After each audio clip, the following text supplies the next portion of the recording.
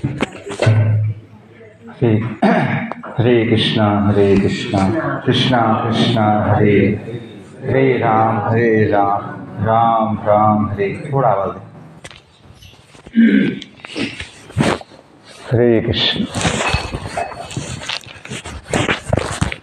हरे हरे हरे हरे कृष्ण।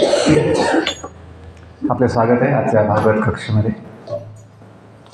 श्री राधा गिरधर भगवान की जय, समवेत गौश भक्त वृंद की जय, जगत गुरु श्री प्रभुपाद की जय, हिताय गौ प्रेमानंद की जय। राधा माधव कुंज बिहारी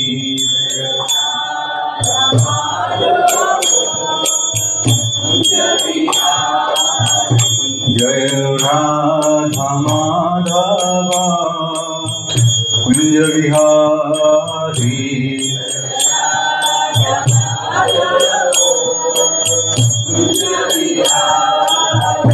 जय गोपी जन वल्लभ गिरिवरधारी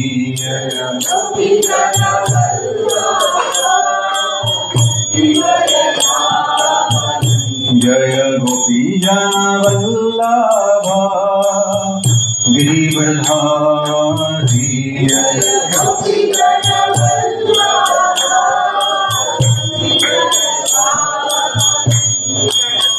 यशोदानंदन भज जन रंजना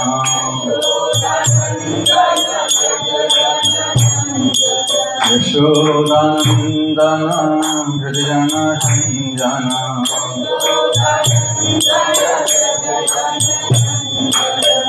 यमुना तीर वनचारी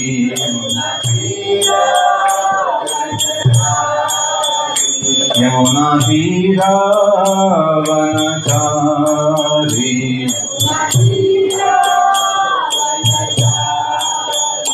जय राधा माधव कुंज बिहारी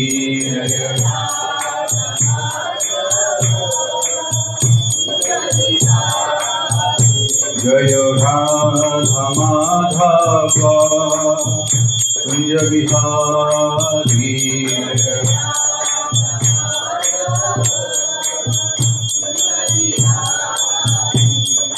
गोपी जन वल्लभ गिरिवरधारी गोपी जन वल्लभ जय गोपी जन वल्लभ गिरिवरधारी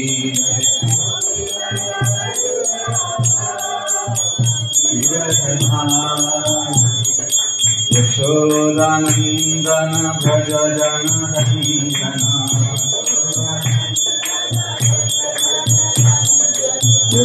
यशोदानंदन भज जन रंजना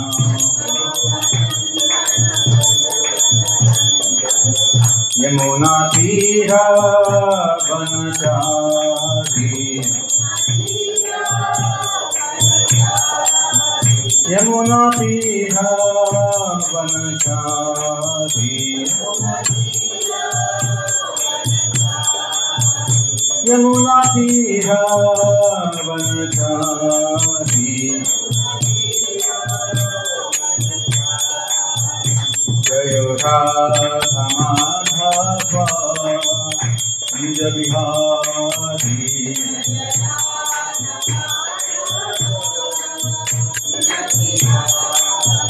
जय Radha Madhav Kunj Bihari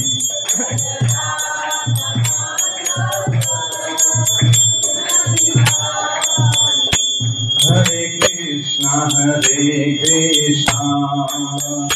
Krishna Krishna Hare Hare Hare Ram Ram Ram Hare Hare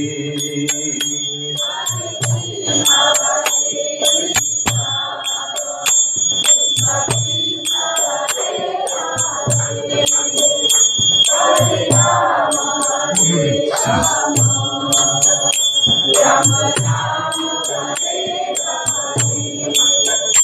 Hare Krishna Krishna Krishna Hare Hare Hare Ram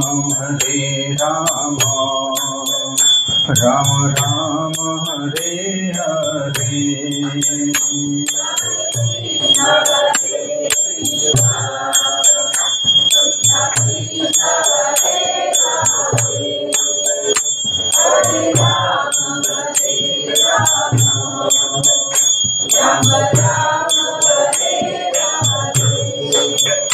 Hare Krishna Krishna Krishna Hare Hare Hare Ram Ram Ram Hare Hare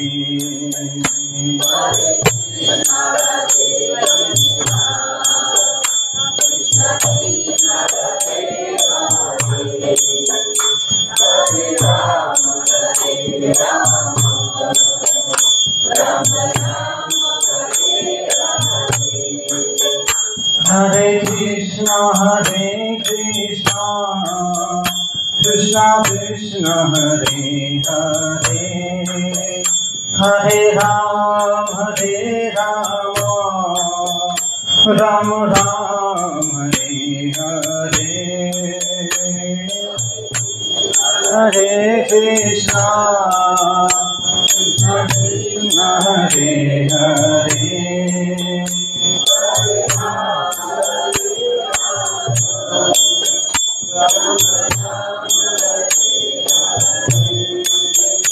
Hare Krishna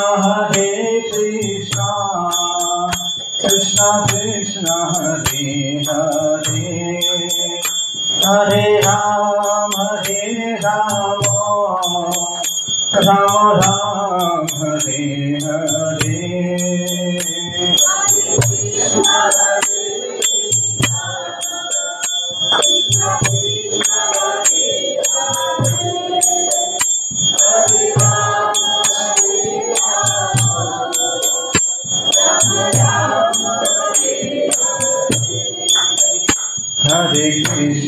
Hare Krishna Krishna Krishna Hare Hare Hare Ram Ram Ram Hare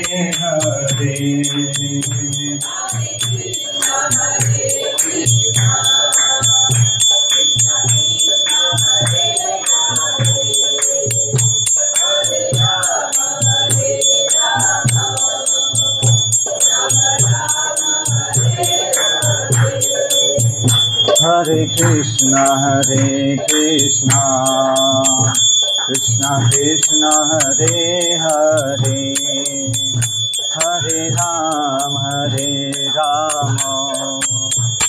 Ram Ram Hare Hare Krishna Hare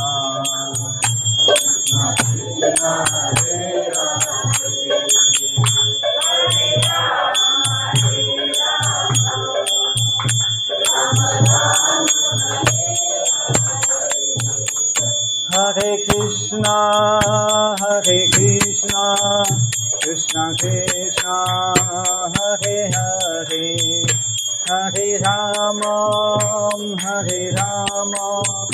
Ram Ram Hare Hare Hare Krishna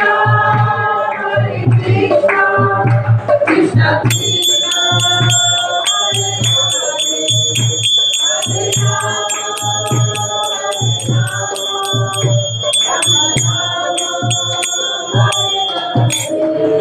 colleague पावन श्री हरिनाम संकीर्तन की हरे कृष्ण. काय problem आहे? हरे Krishna. Volume कमी वाटतंय? हरे कृष्ण. तर आप सभी का स्वागत है. आपल्या सर्वांचं स्वागत आहे. आवाज कमी झाला का? तर आपलं सौभाग्य आहे की आपण आज भागवत कक्षेमध्ये आलो आहोत. हरे कृष्ण. याचा प्रॉब्लेम आहे का? नाही. हरे कृष्ण. हरे कृष्ण. हरे कृष्ण.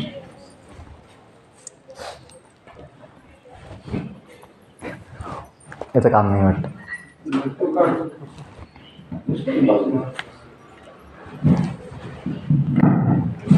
याला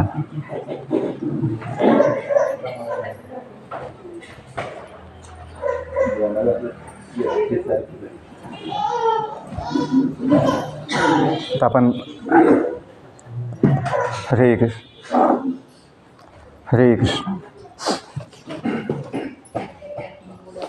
भागवत हिंदीमध्ये आहे, पण क्लास आहे, पुस्तक हिंदीमध्ये चालते. हरे कृष्ण. काय होतं आहे प्रॉब्लेम? हरे कृष्ण. लाईट गेली. लाईट आहे ना मास्टर. ओके, इथे टाका ना, 1 मिनिट टाका. हरे कृष्ण. आता हरे कृष्ण. आवाजाशिवाय काही उपयोग नाही. हरे कृष्ण. श्रीमद भागवत जे आहे ते भगवंतांचं वाङ्मय स्वरूप आहे. भागवताचं खूप महत्त्व आहे. कृष्णे सुधामुपगते धर्मज्ञानादिविसह, जे मुख्य श्लोक आहे. कृष्णे स्वधामुपगते धर्मज्ञानादिविसह कलौ नष्टदृशाम एषा पुराणाटको अधुनोदिता. भागवताचा पहिला स्कंद, अध्याय 3, श्लोक संख्या 43. त्यामध्ये ते भागवत काय आहे ते सांगितलं. आपण तोच श्लोक घेऊ.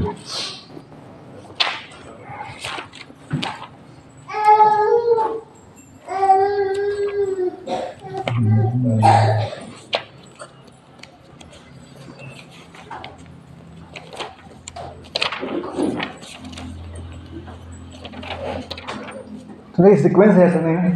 सिक्वेन्स नाही ना? याच्यात सगळं होऊन जाईल. आपण सगळं घेऊ.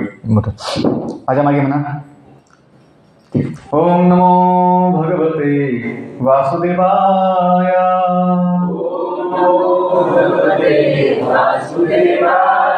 ओम नमो भगवते वासुदेवाय.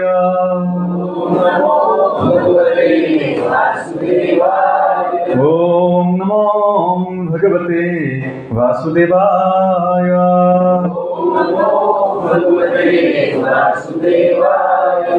नारायणं नमस्कृत्य नरं चैव नरोत्तमं देवीं सरस्वतीं व्यासं ततो जयमुदीरयेत्. नष्टप्रायेषु भद्रेषु नित्यं भागवत सेवया भगवती उत्तमश्लोके भक्तिर्भवति नैष्टिकी. कृष्णाय वासुदेवाय देवकी नंदनाय च नंदगोपकुमाराय गोविंदाय नमो नमः. हरे कृष्ण. आप सबका स्वागत है. आपलं स्वागत आहे भागवताच्या कक्षामध्ये.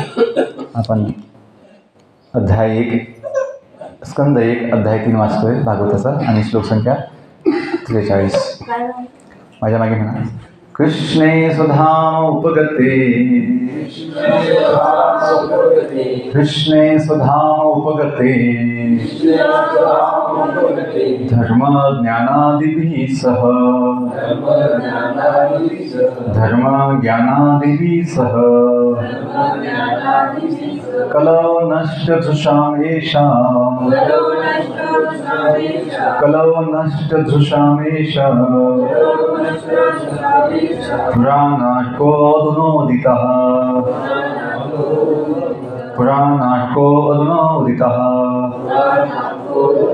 कृष्णे सुधाम उपगते धर्म ज्ञानादिभिः सह कलो नष्ट दुषामेशा पुराणार्कोधोदितः। कुनी शब्दार्थ कृष्ण के स्वधाम अपने धाम गोलोक वृंदावन उपगते वापस जाने पर धर्म ज्ञान आदि भी इत्यादि सह साथ कलियुग में नष्ट दुषाम जिन लोगों की दृष्टि नष्ट हो चुकी है उनके ये सब पुराण अर्क सूर्य के समान प्रकाशमय पुराण अधुना इस समय उदय हुआ है। अनुवाद तात्पर्य श्रील प्रभुपाद द्वारा श्रील प्रभुपाद की जय। अनुवाद। यह भागवत पुराण सूर्य के समान तेजस्वी है और धर्म ज्ञान आदि के साथ कृष्ण द्वारा अपने धाम गोलोक वृंदावन चले जाने के बाद ही इसका उदय हुआ है। जिन लोगों ने कलयुग में अज्ञान के गहन अंधकार के कारण अपनी दृष्टि खो दी है उन्हें इस पुराण से दिव्य प्रकाश प्राप्त होगा। तात्पर्य भगवान श्री कृष्ण का अपना शाश्वत धाम है जहाँ वे अपने पार्षदों निजी भक्तों तथा साज सामग्री के साथ नित्य आनंद लेते हैं। उनका नित्य धाम उनकी अंतरंग शक्ति की अभिव्यक्ति है, जबकि भौतिक संसार उनकी बहिरंग शक्ति की अभिव्यक्ति है। जब वे इस भौतिक जगत में आते हैं तो वे अपनी अंतरंग शक्ति में संपूर्ण साज सामग्री का प्रदर्शन करते हैं, जिसे आत्मा माया कहते हैं।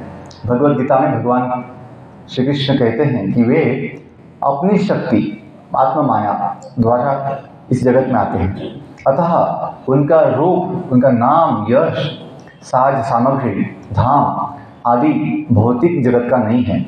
वे पतित जीवों के उद्धार हेतु तथा धर्म के सिद्धांतों की स्थापना के लिए अवतरित होते हैं, जिनका वे स्वयं प्रदर्शन करते हैं। यदा यदा हि धर्मस्य ग्लानिर्भवति भारत अभ्युत्थानम् अधर्मस्य तदात्मानं सृजाम्यहम् परित्राणाय साधूनां विनाशाय दुष्कृतां धर्म संस्थापनार्थाय संभवामि युगे। ईश्वर के अतिरिक्त कोई भी धर्म के सिद्धांतों की स्थापना नहीं कर सकता। या तो वे उनके द्वारा शक्ति संचालित किया गया सुयोग्य व्यक्ति ही धर्म की संहिता का नियमन कर सकता है। ये तो भगवान या उनके निजी भक्त। वास्तविक धर्म का अर्थ है ईश्वर को जानना, ईश्वर के साथ अपने संबंध को तथा उनके प्रति अपने कर्तव्य को जानना, और जब यह भौतिक शरीर छूटे तो अपने अंतिम गंतव्य धाम को जाना। माया के पास में बद्ध जीव बड़ी मुश्किल से जीवन के इन सिद्धांतों को जान पाते हैं। उनमें से अधिकांश पशु की तरह खाने सोने अपने रक्षा और मैथुन में लगे रहते हैं। वे अधिकांशतया धार्मिकता, ज्ञान या मोक्ष के नाम पर इंद्रिय भोग में लगे रहते हैं। इस कलह प्रधान कलयुग में तो वे और भी अंधे बन चुके हैं। कलयुग में सारी जनता पशुओं का राजसी संस्करण बन गई है। उन्हें आध्यात्मिक ज्ञान या दैवी धार्मिक जीवन से कोई परिचय नहीं।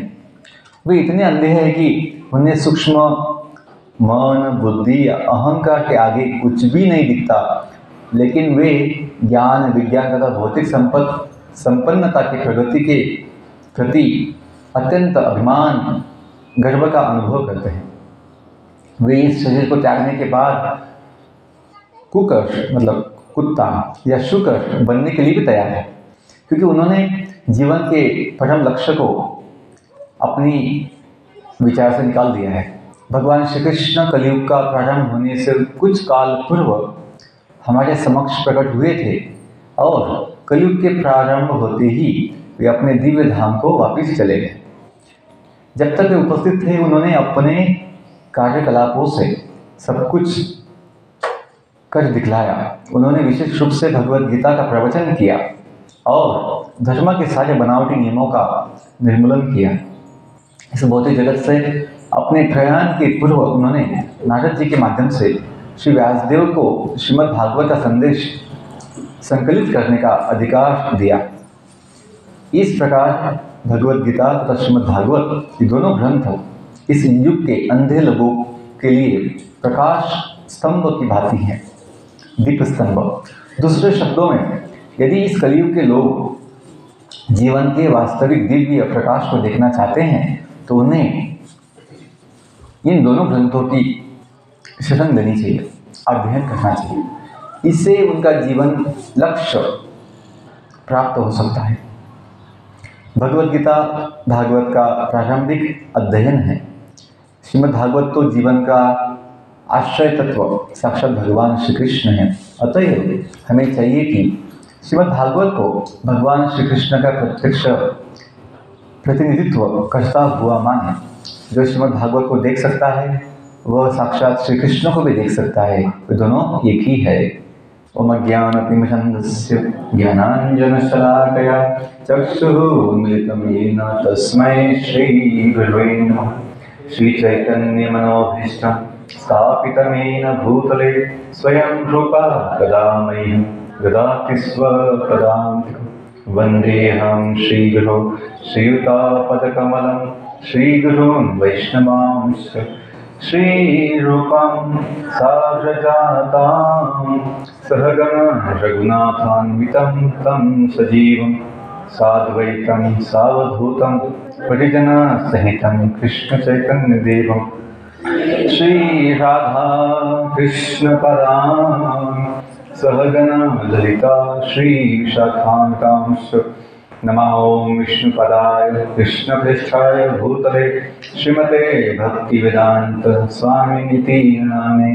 नमस्ते सरस्वती देवी गौरवाणी प्रचारिणे निर्विशेष शून्यवादी पाश्चात्यदेशतारिणे। नमो महावदन्याय कृष्ण प्रेम प्रदायते कृष्णाय कृष्ण चैतन्य नाम्ने गौरतिशे नमः।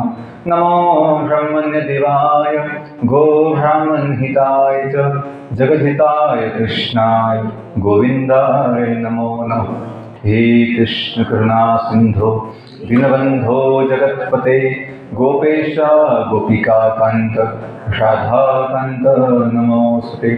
तप्त कांचन गौरांगी राधे वृंदावनेश्वरी वृषभानुसुते देवी प्रणमामि हरिप्रिये वृंदाय तुलसी देव्यै प्रियाय केशवस्य च विष्णुभक्ति प्रदे देवी सत्यवत्यै नमो नमः। वाञ्छाकल्पतरुभ्यश्च कृपा सिन्धुभ्यैव च पतितानां पावनेभ्यो वैष्णवेभ्यो नमो नमः। जय श्री कृष्ण चैतन्य प्रभु नित्यानंद श्री अद्वैत गदाधर श्रीवासादि गौर भक्तवृंद। हरे कृष्णा कृष्णा कृष्णा हरे हरे हरे राम राम राम हरे हरे। हरे कृष्णा कृष्णा कृष्णा हरे हरे हरे राम राम राम हरे हरे। हरे कृष्णा कृष्णा कृष्णा हरे हरे हरे राम राम राम हरे हरे। हरे कृष्ण। पुन्हा आपलं स्वागत आहे आजच्या भागवत कक्षेमध्ये।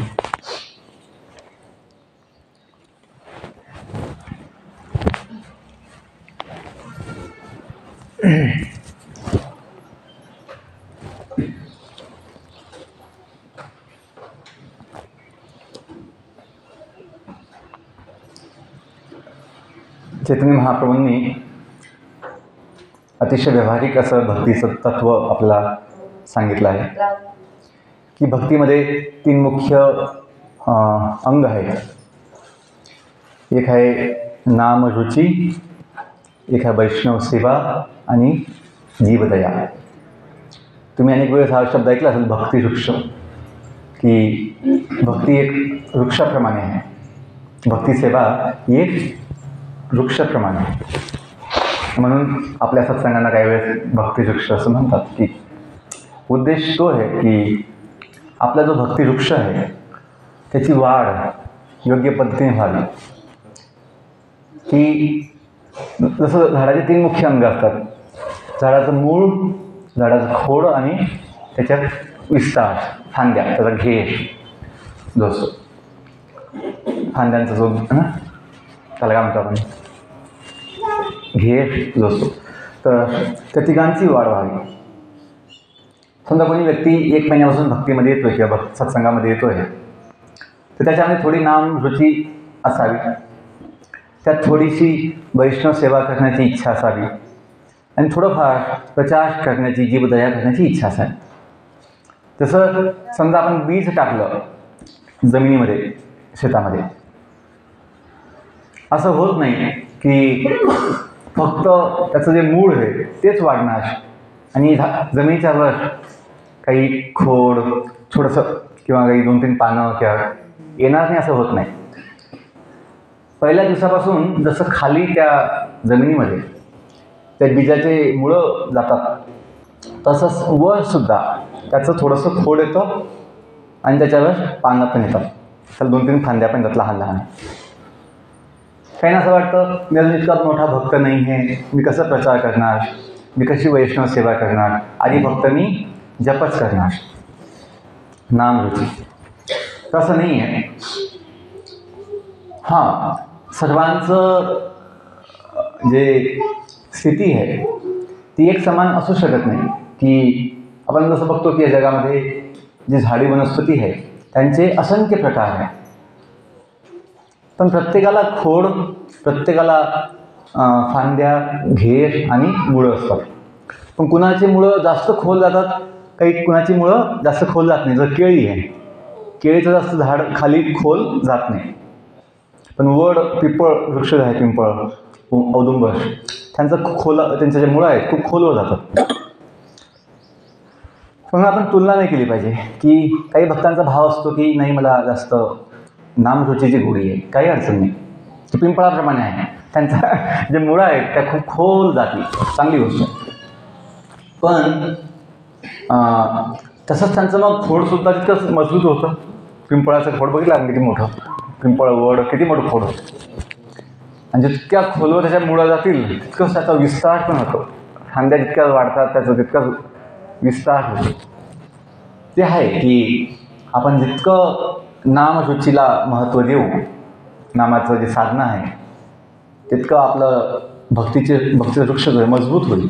किती संकटांचं किंवा दुःखांचं वादळ आलं, आपलं झाड जे भक्तिवृक्ष ते हलणार नाही, पडणार तर नाहीच पण हलणार पण नाही.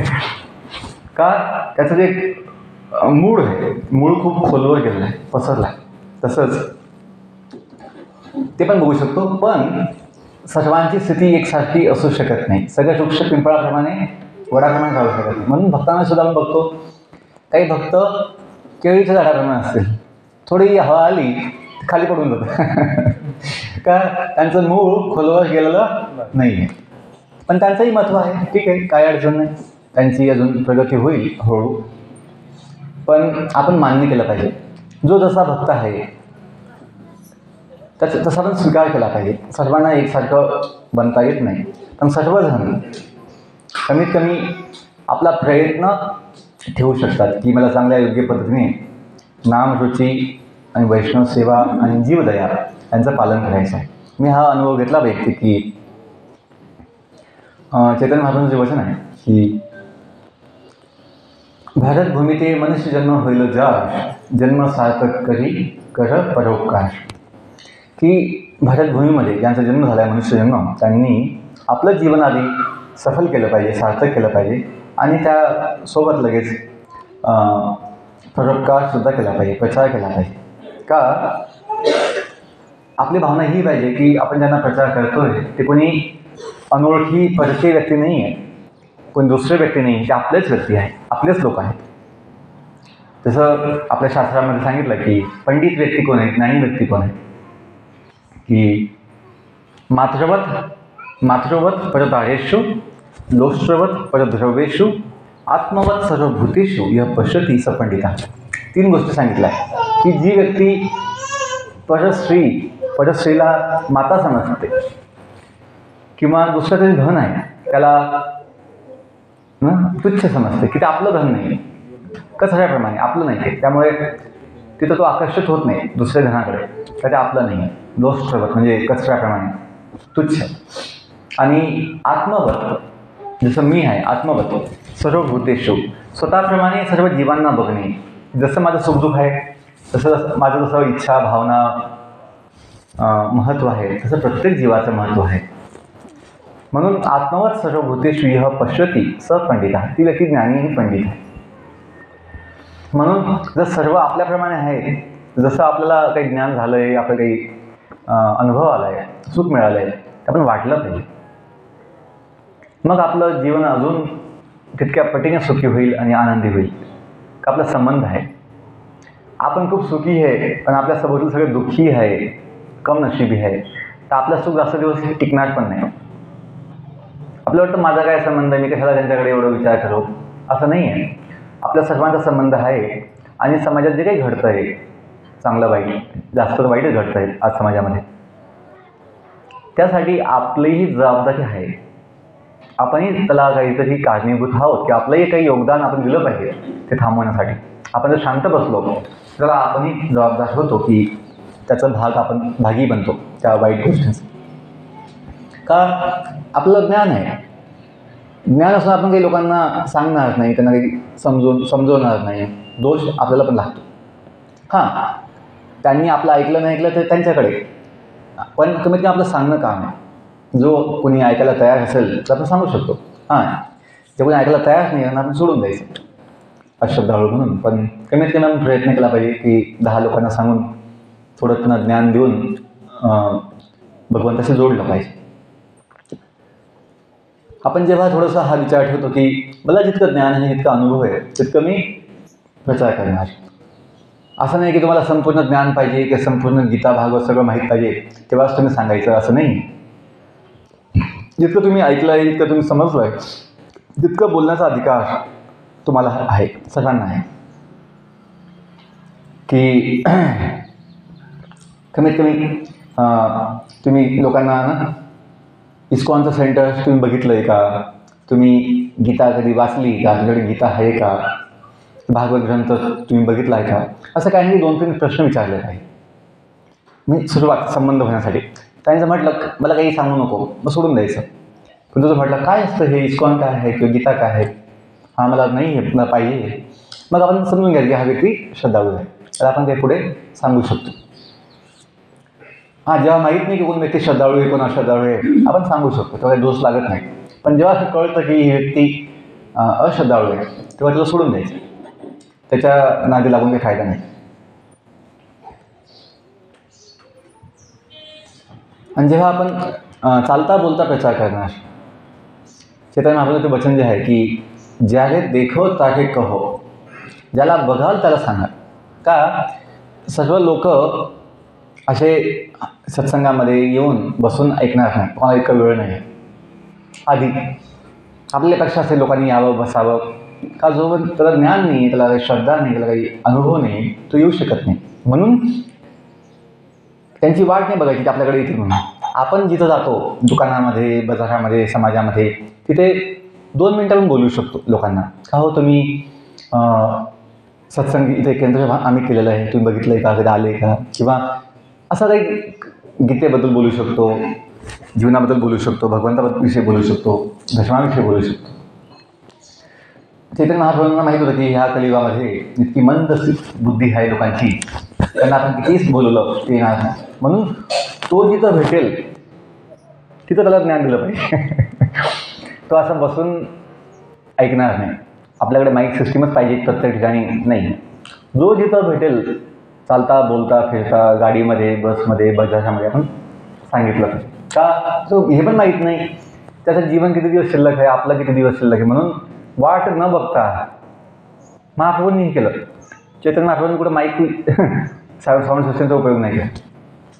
ते स्वतः 6 वर्ष पूर्ण भारत गेले, पायी गेले आणि गावोगावी जिथं जो भेटेल त्याला हरे कृष्णा कृष्णा कृष्णा हरे हरे, हरे राम राम राम हरे हरे. नामाचं कृपा दिली, नामाचा आश्रय दिला, प्रेम संकीर्तन करून त्यांना दिव्य आनंद दिला, त्यांचं जीवन भगवंताशी जोडलं. आणि त्यांचा प्रभाव असा होता चैतन्य महाप्रभूंचा की त्यांच्या मुखातून ज्यांनी ऐकलं त्यांनी सुद्धा सगळ्या जगात, त्यांच्या गावाला, त्यांच्या भागामध्ये ते प्रचार सुरू केला महामंत्राचा, त्या भक्तीचा, ज्ञानाचा.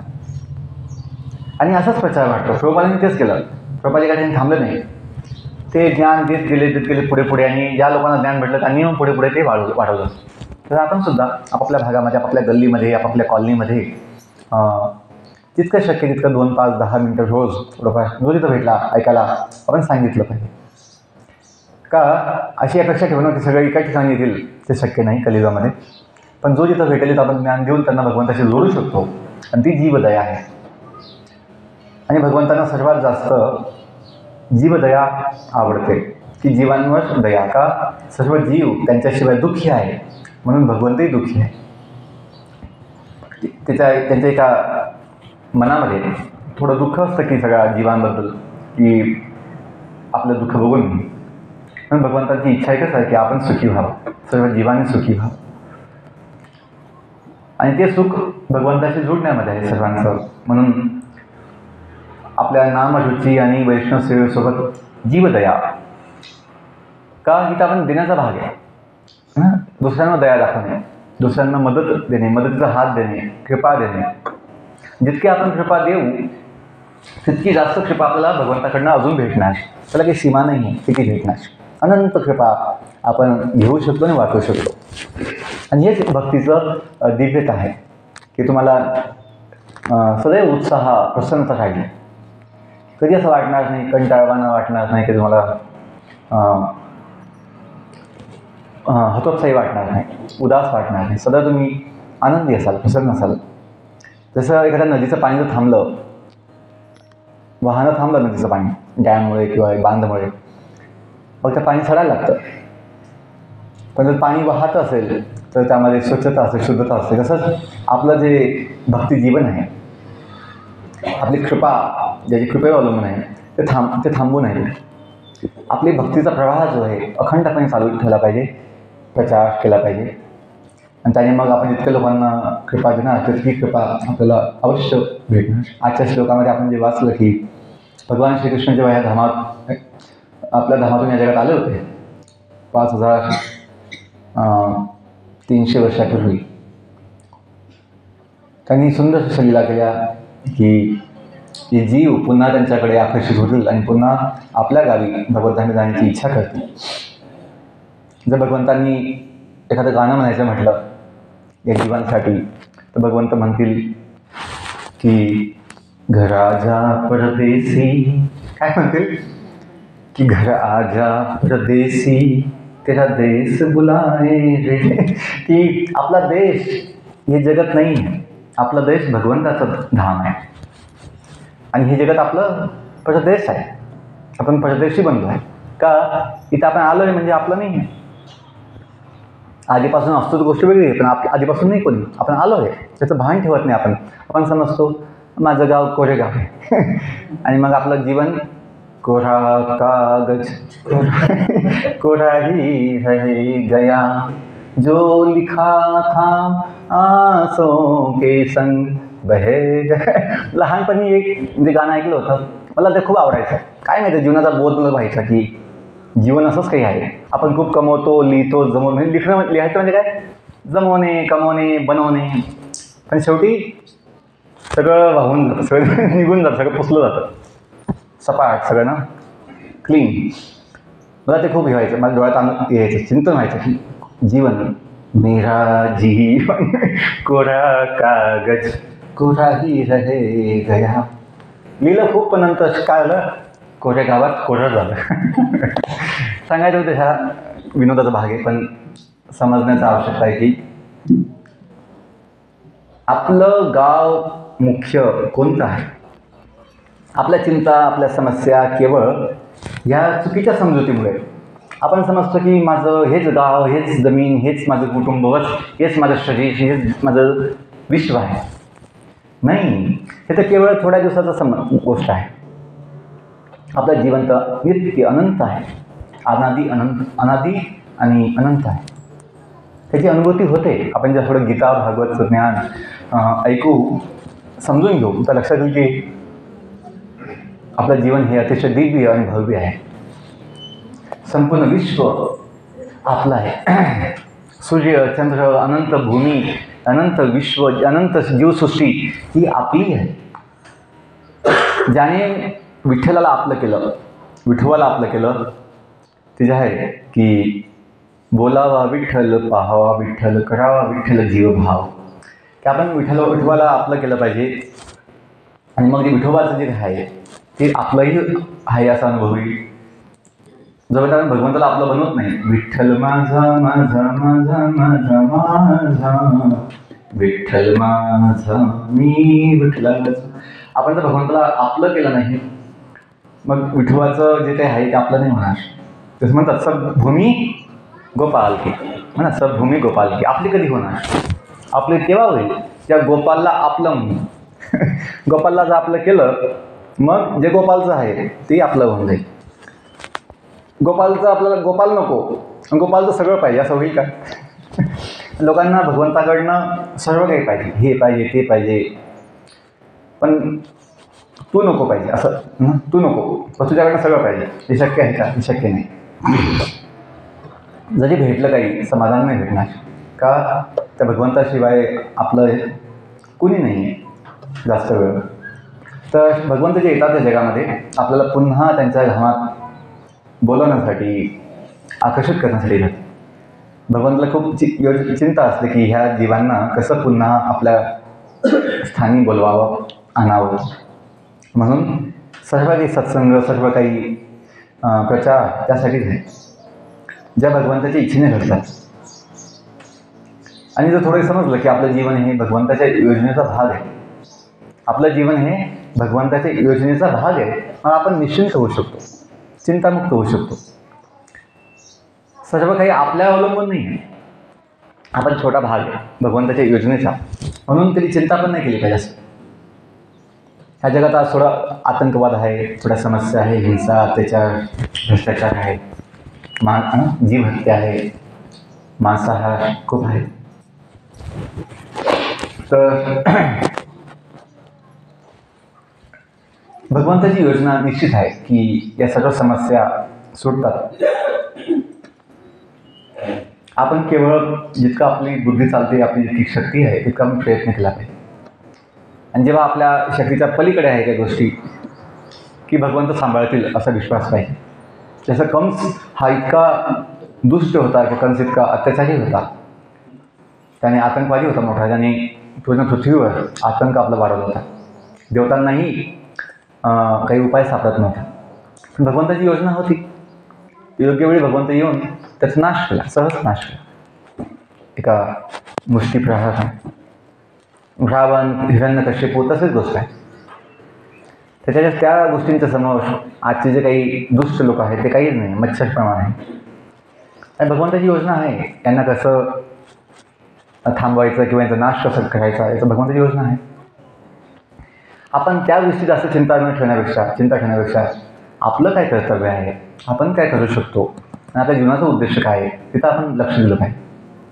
या जगातल्या समस्या ह्या मध्ये येतात जातात, पण आपला मुख्य उद्देश आहे की आपलं जे मूळ जीवन आहे, जी आपली कामना आहे की माझं जीवन नित्य असावं, ती मिळवणे. आणि ते त्या भागवत ग्रंथातून आपण ज्ञान घेऊन समजू शकतो की जसं इथं म्हटलं आहे, जसं भगवंत गेले ह्या जगातून धर्मज्ञान ते पण गेलं त्यांच्यासोबत. पण जिथं भगवंत नाही ते धर्म आणि ज्ञानाचं पालन होऊ शकत नाही. म्हणून भगवंतांनी ते गेल्यानंतर ते भागवत प्रकट केलं राजा परीक्षित यांच्या निमित्ताने. 10 मिनिटं वेळ आहे आपल्याला. 10 मिनिट वेळ. तर राजा परीक्षित जे पांडवांचे नातू होते, अतिशय महाभागवत विशेष दिव्य शक्तिसंपन्न भक्त होते भगवंताचे, चक्रवर्ती सम्राट होते. तर त्यांच्या निमित्ताने भगवंतांनी योजना केली की भागवत जे आहे दिव्य ज्ञान हे प्रकट करायचं. अतिशय मोठं उदाहरण की एक पूर्ण पृथ्वीचा जो राजा आहे तो आपल्या जीवनातून दाखवतोय की सर्वात महत्त्वाचं काय आहे, सर्वात मोठं उत्तम काय आहे. ते आहे भगवत प्राप्ती. एकानं काहींना पुत्रप्राप्ती पाहिजे, काहींना धनप्राप्ती पाहिजे, काहींना प्रसिद्धी प्राप्ती पाहिजे. पण हे समजत नाही की भगवत प्राप्ती ही सर्वात मोठी प्राप्ती आहे.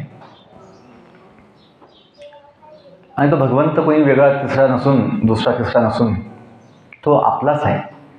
काही लोकांना असं वाटतं मला कृष्णाची सेवा करून, कृष्णाचं गुणगान करून काय भेटणार. त्यांना लक्षात नाही येत कृष्ण जे आहेत, भगवान श्रीकृष्ण हे आपले सर्वात जवळचे आहेत, की आपण त्यांचे आहात.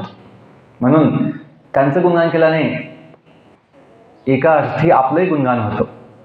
तर ते आपला संबंध आहे भगवंताशी, म्हणून आपला आनंद मिळतो. यशोदानंदन आपण ज्या म्हणतो यशोदानंदन, तर यशोदानंदन केवळ तो यशोदाचा नाही आहे, तो आपला पण आहे. त्याच्या वृंदावनच्या गोपी ज्या मोठ्या गोपी होत्या त्या कृष्णाला आपला पुत्र समजून प्रेम करायच्या, प्रेम करतात. असं नाही की फक्त यशोदाचा पुत्र आहे, बाकीच्यांचा नाही आहे, सर्वांचा आहे. कृष्ण हे प्रत्येक जीवाशी, प्रत्येक भक्ताशी त्याच्या भावनेप्रमाणे, इच्छेप्रमाणे आदान प्रदान करतात. ही भगवंताची अनंत शक्ती आहे की ते सर्वांसोबत राहू शकतात. आता पण आहे. जो जीव त्यांना मानत नाही त्या जीवांसोबत सुद्धा भगवंत आहे परमात्मा रूपाने. तर विशेष जे भक्त असेल त्यांच्यासोबत का असू शकत नाही. जी भगवंतांची रासलीला झाली होती शरद पौर्णिमेला, त्या रासलीलेला आपण ऐकतो की भगवान श्रीकृष्णांनी जितक्या गोपी होत्या कोटीच्या संख्येने, तितके रूप घेतली होती. प्रत्येक गोपीला असं वाटत होतं की कृष्ण माझ्यासोबत नृत्य करत आहे, आनंद घेत आहे. तर जर आपल्या जीवात, प्रत्येक जीवाच्या हृदयामध्ये भगवंत असू शकतो परमात्मा रूपाने, तर गोपींसोबत का असू शकत नाही? अवश्य असू शकतो. तर सूर्यप्रकाश हा जरी सूर्य एकच आहे, पण प्रत्येक गावामध्ये, प्रत्येक घरामध्ये, प्रत्येक व्यक्तीला तो माझ्या जवळ आहे, माझ्या डोक्यावर आहे की माझ्यासोबत आहे असं भाव, अनुभव येतो. हा एकच आहे, सूर्य एकच आहे पूर्ण ब्रह्मांडामध्ये, पण तो एक असून सुद्धा असंख्य जीवांचा आहे, असंख्य जीवांसोबत आहे, प्रत्येकासोबत आहे. कोणी असं म्हणणार नाही तुझ्यासोबत जास्त, माझ्यासोबत कमी आहे ना. समान रूपाने प्रत्येक जीवाला तो आपला आपला आहे म्हणू शकतो. माझा पण सूर्य आहे, प्रत्येकजण म्हणू शकतो. तसं भगवंताची एक उदाहरण आहे फक्त, पण याच्याविषयी भगवंताची शक्ती अनंत आहे. सूर्य एक छोटासा अंश आहे भगवंताच्या शक्तीचा. भगवंतांना शक्य आहे की ते प्रत्येकासोबत एक असून सुद्धा अनंत रूपाने प्रकट होऊ शकतात आणि प्रत्येकजण त्यांचा लाभ घेऊ शकतो, त्यांचा सहवास घेऊ शकतो. ते इथं म्हटलं आहे की भगवंताशिवाय धर्माने ज्ञान असू शकत नाही, म्हणून भगवंतांनी राजा परीक्षित यांना निमित्त बनवून, तर राजा परीक्षित यांनी दाखवलं की जेव्हा आपली शेवटची वेळ येईल तेव्हा आपण काय केलं पाहिजे. आणि शेवटची वेळ कधी येईल ती कोणाला माहीत नाही. म्हणून बुद्धिमान व्यक्ती जी आहे वाट नाही बघत की भविष्यामध्ये बघेल, नाही, कोणी बघितलं भविष्य येईल आपल्याला. जीवन हे केवळ वर्तमान काळातच असतं. जे आपण आहोत तेच जीवन आहे, पुढचं माहीत नाही, ते अनिश्चित आहे. निश्चित केवळ वर्तमान काळ असतो. आपण जर वर्तमान काळात लक्ष दिलं तर आपलं भविष्यही उज्ज्वल होईल, दिव्य होईल. तर राजा परीक्षितांनी संपूर्ण समर्पण केलं आणि संपूर्ण निश्चय केला, मोठा निश्चय केला, पक्का निश्चय केला की मला जे जीवनाचं लक्ष आहे, भगवत प्राप्ती पाहिजे, आणि ती भगवत प्राप्ती यांनी भागवत श्रवण करून केली. आणि याच्यामध्ये श्रद्धेची आवश्यकता आहे. श्रद्धा, विश्वास पाहिजे, की थोडं ज्ञानी पाहिजे, बुद्धीचंही आवश्यकता असते, की वास्तविक लाभ काय आहे. वास्तविक लाभ हा आत्मकल्याण आहे. देहाचं कल्याण होऊ शकत नाही. देहाची गती सर्वांची निश्चित आहे, ते नाशक आहे. एक दिवस सर्वांची गती देहाची निश्चित आहे, की ती आज ना उद्या नष्ट होईल. पण आत्मकल्याण सर्वांना शक्य आहे. आत्मकल्याण हे आपला मुख्य उद्देश पाहिजे, की आत्म्याचं कल्याण आहे. आपण जे आत्मा आहोत, जीव आहोत, शरीर किंवा आपलं वाहन आहे, गाडी आहे, जी आपल्याला कायम यातना पण देते. गुडघं दुखतं, मान दुखते, पोट दुखतं, डोकं दुखतं, काय दुखत नाही, सगळं दुखतं अंगामध्ये. देह हा सदैव दुःख देतो. पण आपण देहासाठी जगतो. केवळ बहुसंख्य लोक आपण जीवात्मा आहोत, भगवंताचे अंश आहोत, हे न जाणता केवळ देह सुखासाठी जगतात आणि मग दुःख भोगतात. पण आपल्याला कळालं की नाही, देह केवळ एक साधन आहे. आपण एक व्यक्ती आहोत जो भगवंताचा अंश आहे. म्हणून भगवंतांची सेवा केल्याने, भगवंतांच्या जवळ आल्याने आपलं आत्मकल्याण होऊ शकतं. काही वेळेस आपण आवाहन करतो भक्तांना, की थोडं सेवेसाठी, काही भगवंताच्या प्रचारासाठी काही आपण दान केलं पाहिजे, किंवा काही आपण योगदान दिलं पाहिजे. काहींना असं वाटतं की मला देऊन काय फायदा होईल, मला देऊन काय लाभ होईल. पण जर ज्ञान झालं की कृष्ण आपले आहेत आणि भगवंताने दिल्याने ते आपल्याला भेटणार आहे, जशी काही व्यवस्था बनलेली आहे सेवेसाठी, त्याचा लाभ आपणच घेतो आहे. असं नाही की आपण काही दिलं आणि आपल्याला काही भेटत नाही, असं नाही आहे. आपण संबंध आणला पाहिजे. कृष्ण हे आपले असल्यामुळे, त्यांचा प्रचार, त्यांचं गुणगान केल्यामुळे आपलंही जीवन महान होतं. तर संबंध आहे, आपण त्यांचे आहोत. म्हणून भक्तीचं एक मुख्य अंग आहे आपलेपणा. आपलेपण पाहिजे. संबंध ज्ञान झालं पाहिजे. संबंध पक्का झाल्याशिवाय, संबंध समजल्याशिवाय आपला उत्साह आणि तीव्रता येऊ शकत नाही. जसं आज लोकांचं ध्यानी मनी आहे, पैसा आहे, मनी आहे ना, ध्यानी मनी आहे ना, ध्यानी मनी. का त्यांना वाटतं की त्यांची श्रद्धा पैशामध्ये आहे.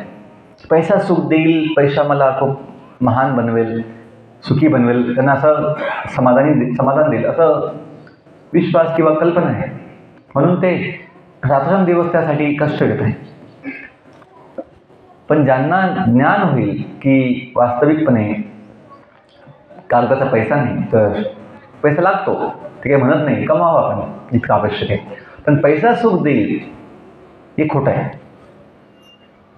सुख तर केवळ भगवंत देऊ. लोक म्हणतात खाऊन पिऊन सुखी व्हा. खाऊन पिऊन माणूस किती खाईल, त्याला एक थोडंसं सीमा आहे. 10 मिनटं खाल्लं की बस झाला, आता नको. पण आपल्याला सुख पाहिजे, 10 मिनटाचं नाही पाहिजे. आपल्याला सुख हे नित्य पाहिजे, हे सदैव पाहिजे. आणि ते नित्य आणि मूळ दिव्य सुख केवळ आत्म्याचं भगवंत देऊ शकतो. आणि ते सुख भक्तीच्या माध्यमातून मिळू शकतं, सेवा माध्यमातून. आपण जर हे समजून घेतलं की आपलं जे जीवन आहे ते सेवेसाठी आहे, आणि सेवा हे प्रेमाचं लक्षण आहे. सगळ्या जीवांना प्रेमाची भूक आहे. प्रेम अति आवश्यक आहे.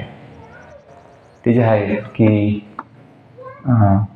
ज्योत से ज्योत जगाते चलो, प्रेम की गंगा बहाते चलो, राह में आए जो दीन दुखी, सभी को गले से लगाते चलो. किंवा खरा तो एकची धर्मा जगाला प्रेम रूपावे.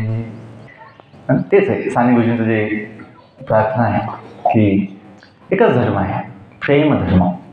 की सेवा आणि प्रेम हे किंवा प्रेम हे प्रकट होतं सेवेच्या माध्यमातून. प्रेम असं बोलण्याची गोष्ट नाही आहे. लव, इंग्लिश म्हणतात लव मीन्स टू सर्व. प्रेम म्हणजे सेवा करणे. आणि जितकं आपण हे प्रेम विकसित करणार, वाढवणार, तितक्या जीवनात आनंद येणार. की आपल्या जीवाची भूक आहे प्रेमासाठी ती भागणार. प्रेमाशिवाय आपण जगू शकत नाही. पण हे प्रेम म्हणजे काय, ते घेण्याची वस्तू नाही आहे. प्रेम हे देण्याची वस्तू. आणि प्रेमाची असं एक लक्षण आहे की तुम्ही अपेक्षा ठेवत नाही, तुम्हाला देण्यामध्येच आनंद मिळतो. मला काय मिळेल तो विचार नसतोच प्रेमामध्ये. आजकाल तर लोकांना ज्ञान नाही आहे, तर त्यांना असं वाटतं की अपेक्षा, लोक अपेक्षा ठेवतात की माझं प्रेम आहे मग तू माझं ऐकलं पाहिजे, ते केलं पाहिजे. हे खोटं आहे, त्याचं होत नाही. प्रेम म्हणजे आपण सर्वांना काय देतो, स्वातंत्र्य देतो. तुम्हाला जसं वागायचं आहे तुम्ही सुखी राहा, का माझं प्रेम आहे तुमच्यावर, म्हणून तुम्हाला संपूर्ण स्वातंत्र्य आहे. तुम्हाला संपूर्ण एक स्वेच्छा आहे. तुम्ही तुमच्याप्रमाणे वागा. माझं प्रेम तुमच्यावर आहे म्हणजे तुम्हाला मी जबरदस्ती करणार नाही. हे प्रेमाचं लक्षण.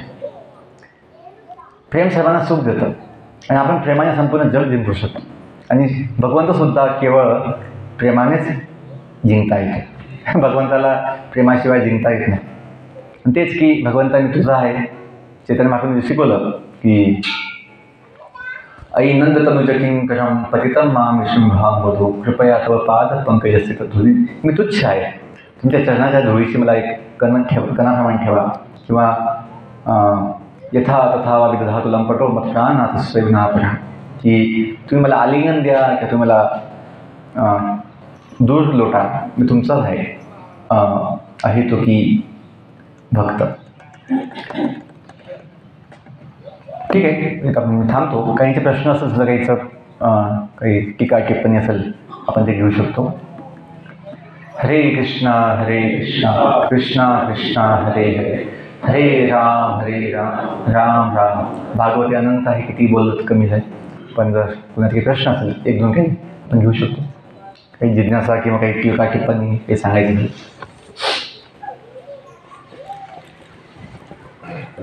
हां, भागवताचा 4था स्कंद भाग 2. हां, त्याच्यामध्ये कृष्ण महाराजांचं जन्म अवतार किंवा त्याची कथा चरित्र येतं. हां, वर्णन. त्याच्यामध्ये त्याने एक गोष्ट अशी सांगितली की तो पुत्र आहे त्याला मातेकडचे गुण येतात आणि जी कन्या आहे त्याला वडिलांचे गुण येतात. आता यमराजला आपण यमराज जे वैष्णव आहे, थोर वैष्णव आहे, त्यांची मुलगी सुनीता त्यात दिले वर्णन कृष्ण महाराजांची आहे. आणि नाही अंगराज वेन राजा पृथ्वी महाराजांची वेन जी आहे ना त्याची आई सुनीता. यमराजांची मुलगी सुनीता आणि सुनीताचा पुत्र वेन. हा वेन हा जो दुष्ट होता. वेन. आता त्यांचं म्हणणं आहे की ती सुनीताला वडिलांचे गुण मिळाले की ते मृत्यूची देवता आहे. आणि हा वेन राजाला आईकडचे गुण मिळतात. ती आई सुनीता आहे म्हणून त्याला ते आईचे गुण मिळतात. पण माझं असं म्हणणं आहे की यमराज स्वतः धर्मराज आहे, त्यांचे वाईट गुण त्यांचे शापित नाहीत, दूषित गुण असू शकत नाही. ते दूषित गुण सुनीतामध्ये कसे येतील आणि सुनीताकडनं वेन राजाला गुण कसे मिळतील, कसं मिळतील?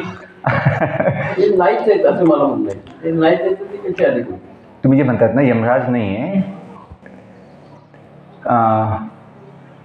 सुनीता जी होती तिचे पिता मृत्यू म्हटलं, मृत्यूची देवता. बघा यमराज तर शुद्ध महान वैष्णव आहे. तर आता पृथ्वी महाराज बघा, पृथ्वी महाराज स्वतः भगवंताचे अवतार आहे पण प्रकट झाले वेणच्या देहातून. असं काही नाही की ह्या लीला असतात भगवंताच्या. जसं रावण त्यांचे पिता एक ब्राह्मण होते ना, जसं दानव आहे, कश्यप मुनी यांच्या 2 पत्नी आहे, दिती अदिती. दितीपासून दैत्य येत आहेत, अदितीपासून आदित्य येत आहेत. देवता आणि दानव एकाच पित्याची मुलं आहेत. पिता एकच आहे पण एकीकडे दानव पण आहे, इकडे देवता पण आहे. तर असं काही नाही की असं होऊ शकत नाही. लीलेमध्ये सगळं होतं.